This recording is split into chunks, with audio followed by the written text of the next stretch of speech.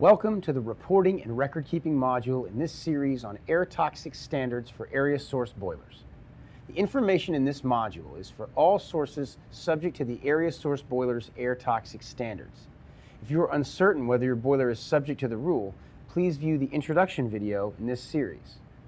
This module will help guide you through the reporting process. It is designed to explain what reports are due, when they must be filed, and where they are to be submitted.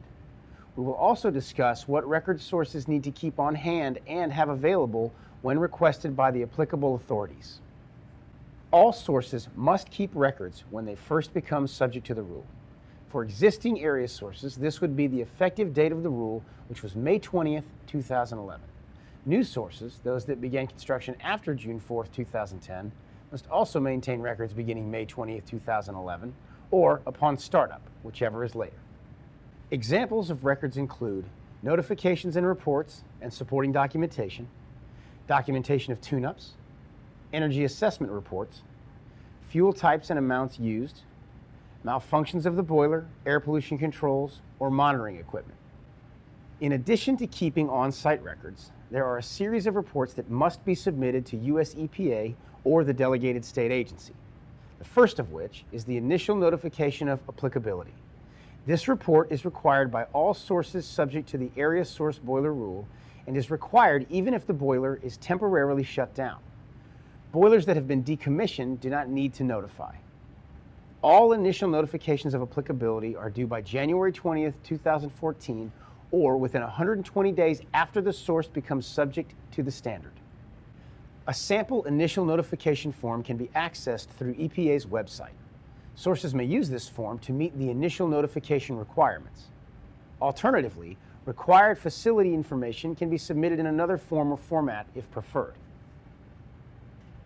Completed notification forms must be submitted via mail to either the appropriate US EPA regional office or the delegated state agency by the due date. Mailing addresses are listed by state and can be found on EPA's webpage shown here.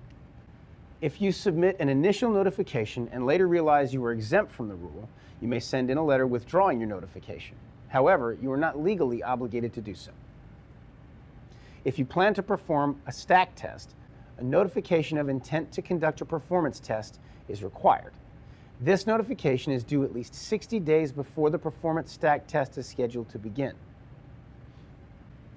As a reminder, existing sources must achieve compliance with applicable rule requirements no later than March 21st, 2014.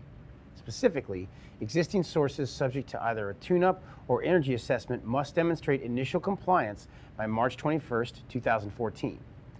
Existing sources subject to an emission limit must demonstrate initial compliance no later than September 17th, 2014, or 180 days after the compliance date of March 21st, 2014. New sources must achieve compliance with all applicable requirements of the rule upon startup of the affected source, or May 20th, 2011, whichever is later. New sources subject to an emission limit must demonstrate compliance no later than 180 days after startup of the affected source, or 180 days after March 21st, 2011, whichever is later. Notification of compliance status is due no later than 120 days after the applicable compliance date unless a performance stack test must be conducted. For example, the notification of compliance status following a tune-up is due no later than July 19th, 2014 for existing sources. A new boiler is not subject to an initial tune-up requirement, and therefore EPA's intent is that those sources would not be required to submit a notification of compliance status. However, new sources must prepare a compliance certification report discussed later in this video. Sources subject to an emission limit must submit the notification of compliance status within 60 days of stack test completion.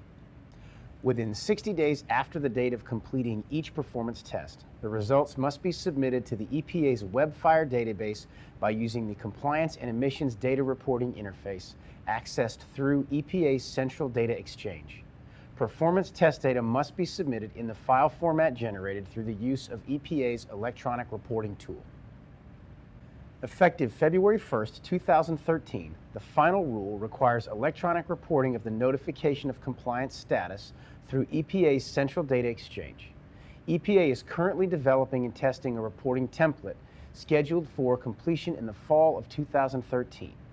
Until the reporting template is available, sources may continue to submit paper notification of compliance status reports. Sources are not required to resubmit an electronic notification if a paper report is mailed prior to the availability of the online system.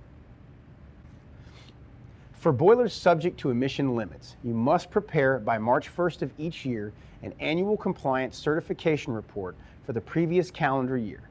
If your boiler had any deviations from the applicable emission or operating parameter requirements, then the annual compliance certification report for the boilers must be submitted by March 15th. If there were no deviations, the report does not need to be submitted unless requested by the delegated authority.